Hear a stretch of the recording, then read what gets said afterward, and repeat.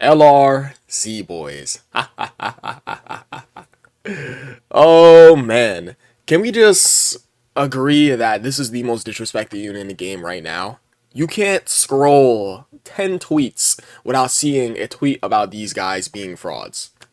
You can't go to any Dokkan Discord server and not see anybody put them inside a hot takes channel. You can't go, I guess, to school and not hear somebody who is very into Dokkan not talk about this unit being a fraud and getting them supered inside slot 2 or 3 and immediately killed. So why do people think that this unit is a fraud? Because they are a defensive build-up unit that only has raw defense inside their passive. If you take a look at what they got, let's go ahead and break down this unit. So we're only going to be looking at the super attack effects as well as the passive skill, of course. And I think that this unit does have a lot going for them, but let's just go ahead and talk about it anyways. Now, this unit does gain 30% attack for one turn as well as stacking defense on their 12 key, and they greatly stack defense as well as gaining 50% attack for one turn on their 18 key super attack effect. So they have good super attack effects out the gate. And they start out with 200% attack and defense at the start of the turn, which is obviously really nice. And they gain additional 50% attack and defense when HP is 50% or above, which you're more than likely always going to be above because you start out the turn with full HP. And of course, they gain additional 100% defense and key per key spread obtained by 1 as the first attacker in the turn. I think that this is not that good of a design because putting them in slot 1 is not where you want to put them. Now, where you want to put them is inside slot 2, where they gain 2 key per key spread obtained with their 100% attack. It's inside slot 2 or slot 3 as a second or third attacker in the turn, where they gain this 100% attack and 2 key per key spread obtained.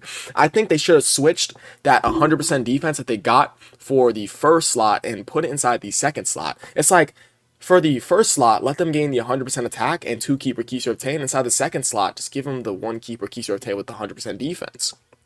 That would have been way better design. Me personally, I think that this is the second issue about them. This right over here, them having to have their 100% defense as the first attacker in the turn, rather than them being the second or third attacker in the turn. So, of course, this unit also launches additional attack that has a 70% chance to become a super attacker in a keys 18 or more, which is obviously great. And they launch a guaranteed super attacker when their key is 24 or more. So they have 2 procs of having a chance of doing an additional super attack and a guaranteed super attack. So this unit can stack their defense 4 times because they can do a quadruple super attack from 55% all the way to rainbow, because you guys got to remember this is a physical type unit. So they could do their first super attack, then they could do their, of course, their 2 super attacks from their passive, provided you get that additional attack off from their 70% chance of launching an attack that has a great chance to become a super attack, and the additional super attack that's guaranteed, as well as their super attack from their potential system, because they are a physical unit that has free 5 additional.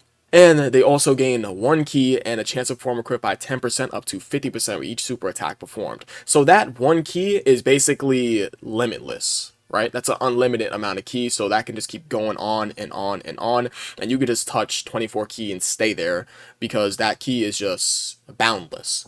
And that, of course, 10% crit chance goes up to 50%, which is cool, I guess. So I want to point out 2 issues with this card. There's 2 core issues with this card.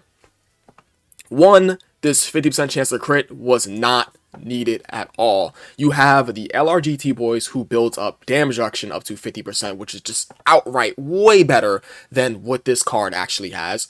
And them having to have their defense as the first attacker in the turn, you do not want them to be inside the first slot at all. You don't.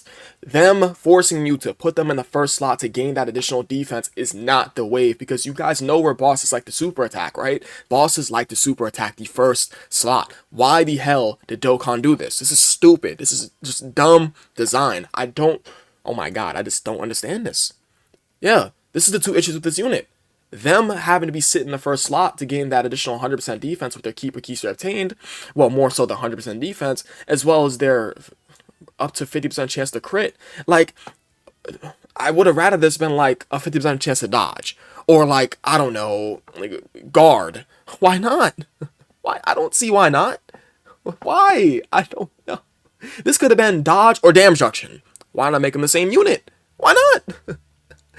Guys, I guarantee you, if they had 50% damage reduction while they're stacking defense. This is the best unit in the game. Easily. This is the best unit in the game if they had damage reduction instead of crit chance. That's not... It's... I'm telling you guys, if they had damage reduction instead of a crit chance, this is the best unit in the game. Because they're already stacking defense. And this unit can touch a million defense in a fight. So, it's very possible. Imagine if you're stacking your defense up. It's like, this unit builds up all their 50% chance... Well, not 50% chance, excuse me. This unit builds up their 50% damage reduction. You know, of course, I'm just doing a little bit of a imaginative thing. If this unit had a 50% damage reduction, like a build-up, like the LRGT boys, imagine this unit had 50% damage reduction with 500k defense. And then just kept stacking. Once this unit gets past, like, the 400, 500k defensive stat, they're untouchable. They're untouchable. Guys, that's the problem with this unit. 2 issues. That's it. Those are only issues, right? Because they have a amazing standby skill. Guys, once you go into this little Vegeta right over here, it's like, guess what? Nothing hurts this unit in this standby skill, because this is the most powerful defensive just thing in the game. They have, well, it's just Vegeta, but I mean, Vegeta has 250% defense, he guards for the first 4 turns, he changes Key Spears to Rainbow, and has 8% damage reduction per Rainbow Key Spear obtained. What? Guard with damage reduction and defense? What?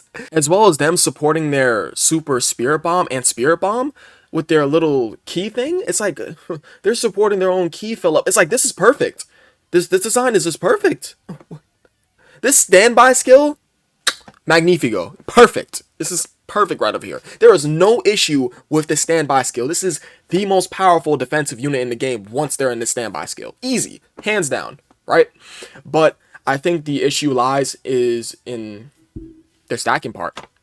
Yeah, that's it. This unit has 2 issues, and I've already pointed out those 2 issues. But how did they perform in the red zone? Amazing.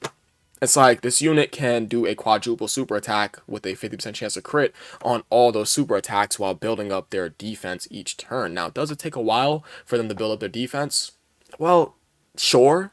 Maybe like 3 to 5 turns, probably. But the thing is that once they get going, they get going. But you have to be really, really careful and really think out where you think that the enemy's going to super attack. Because if they get super attack before they could build up, they're dead. It's like, gone. Like, they're kapooied, okay? So, let's go ahead and take a quick look at how many 200% leader skills these guys are on. So this unit is on 7 200% leader skills, including their own. So this is 1. This would be 2 for the Dokkan FS God Goku, 3 for the Metal Cooler Movie Goku Vegeta, 4 for the Hachiyak Goku, 5 for the RF Blues, 6 for the LRGT boys, and 7 for Vegeta and Trunks. So what is good about this unit? What is good about this unit is that they do have a great leader skill. They have a good super attack effects as well as a great passive. I think the only issue with their passive is that I want to point out is the fact that they have 2 problems. They could have easily had damage reduction instead of crit chance built up with each super attack performed, and them having to be sat inside the first slot. That is it. Continue on with what's good about this unit is the fact that their standby skill is very easy to get off. You only have to be below 50% or less HP, or when you perform 4 attacks starting from the 4th turn for start of battle. Very, very easy and very simple with a good link set, of course. And when they do go ahead and do their standby, they are the most defensive unit in the game. They're completely untouchable because they have 250% defense, they have guard for the first 4 turns, as well as a Rainbow Orb changing to help out their Spirit Bomb finish attack, and 8% damage reduction per Key Spear obtained. What is damaging this unit inside the standby skill? Nothing. No. Who's damaging this unit? No one. Nobody. So, yeah, their standby skill, I will argue, their standby skill is perfect design.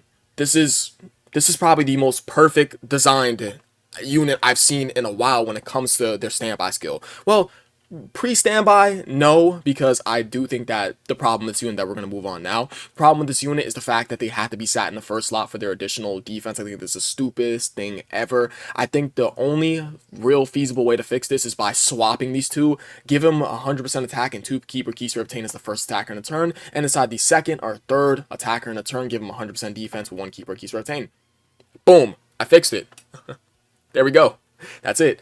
And then, of course, another thing, which is the biggest thing about this unit to fix, either just give them outright damage reduction, just make them the same unit as these guys. I don't see why not. They have up to 50% damage reduction. Like, why not? Make them the same unit. Who cares?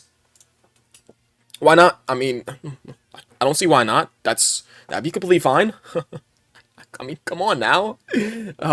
Because that would have helped out this unit greatly. It's like a 50% chance to dodge would have been cool. I mean, some sort of defensive ability. It's like another offensive ability on the unit.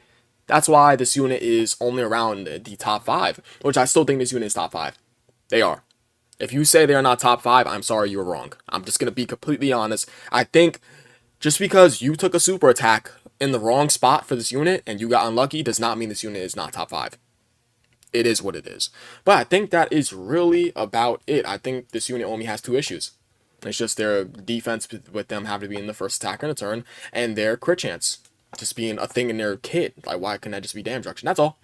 I think their build-up is completely fine. They can do a lot of damage. They can be a great two-way offensive and defensive unit. You just have to be very, very wise on where you put them so they don't get super attacked. Of course, that being slot 2. But the thing is that it's really, I don't know. It's them getting super attack, which is the very, very annoying thing. But like I said, just because you got super attack does not mean that this unit is not top 5. That is facts. But yeah, I appreciate you guys watching. You guys are the best. I will catch you guys in the next video, and I love you all. Peace.